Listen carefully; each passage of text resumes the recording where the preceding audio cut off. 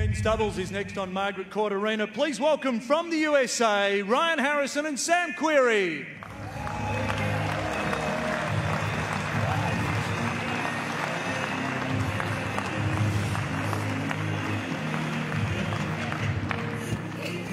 And their opponents who won through yesterday are 5th seed from France, Pierre-Hugues Herbert and Nicolas Mahut. We are right down to the business end of the men's doubles draw. It's a hot day in Melbourne and hot action to come on this court.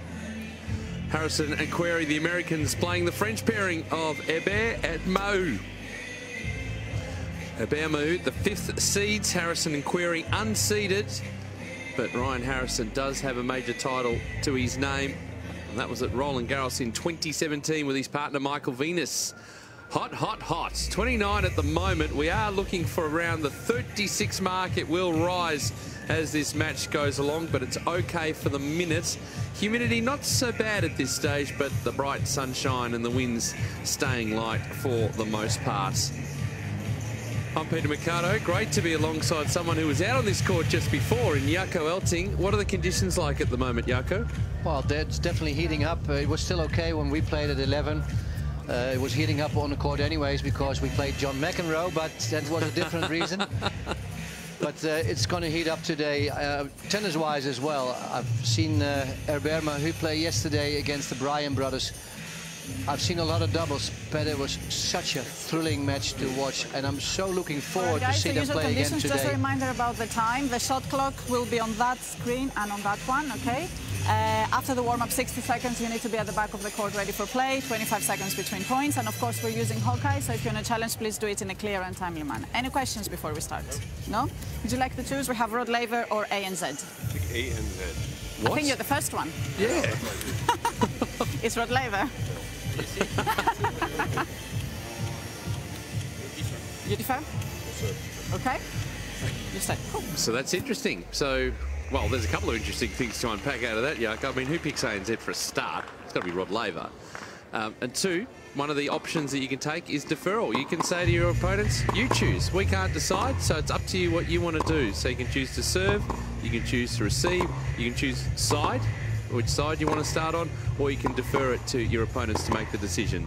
That's good thinking, because today, as it's been already for the first week and a half, the sun is in a really difficult spot if you have two right-handed players. The moment you have your ball toss, it's really difficult to see that ball. And if you do it this way, you can always choose who's going to serve on which side, and therefore maybe is less bothered by the sun. It's a ranking of 108 for Ryan Harrison, but he's been as high as 16. That was around that time where he partnered Michael Venus to win the title at Roland Garros, actually gained them entry to the ATP World Tour Finals at the end of the year. In terms of 2018, played with a number of different partners. Runner-up at Atlanta, at Brisbane at the start of the year with John Isner and Nick Kyrgios respectively, and then a couple of quarterfinals with Daniel Medvedev and Sasha Zverev, you know, in terms of the singles court. In the doubles, runner-up in Atlanta, playing with Rajiv Ram, but he's had a whole host of different partners. The focus really, though, Jaco, is on the singles. Yeah, for both Americans, it's the focus on singles. Actually, Nicolas Mahut had a great singles career as well. His singles career is winding down a little bit. Also, for Pierre-Hugues Herbert, he has been playing well in singles. He's been coached by Fabrice Santoro. And these guys, just like Sam Querrey, they train for singles. They don't train for doubles.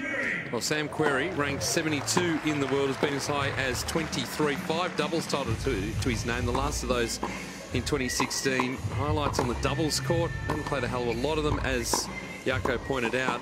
Teaming up with Steve Johnson, semi-finalist at the Miami Masters, and then in Geneva as well on the clay back in May last year. But they come together, good chance to work on some skills, some match play, but they are getting some good results to make it all the way through to the semi-finals. 3 minutes.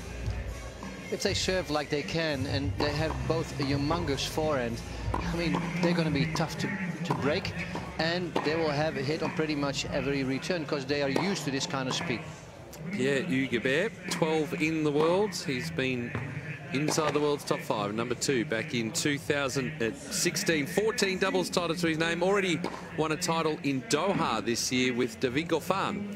So not with his usual partner, but they got the band back together here, Nicolas Mahut. They've had so much success over the years. Last year, the big highlight for this pairing was at Roland Garros, winning at home, and the wonderful images after the match at Roland Garros of Nicolas Mahut's son running out onto the court. He was so excited in the embrace down near the player chairs. It was great to see. Mahut has been world #1 in doubles, ranked 11 at the moment, and has 24 doubles titles to his name. And a lot of them with his partner. They've formed a nice partnership, and you can see the benefit of doubles for Pierre-Hugues, because his game style, Jaco, he's not afraid to come forward. He's not afraid to throw in the serve and volley. He's very comfortable around the net. It's a very dynamic sort of game style, and the doubles can only help that. Yeah, both of them, Herbert and Mahut, they can take the return on the rise. They don't mind moving forward straight away if they have to. They're agile around the net. They play serve and volley so now and then in singles. And these boys are in for something special, because they have an opportunity to be the 4th team in history to win all 4 slams if they win here in the Australian.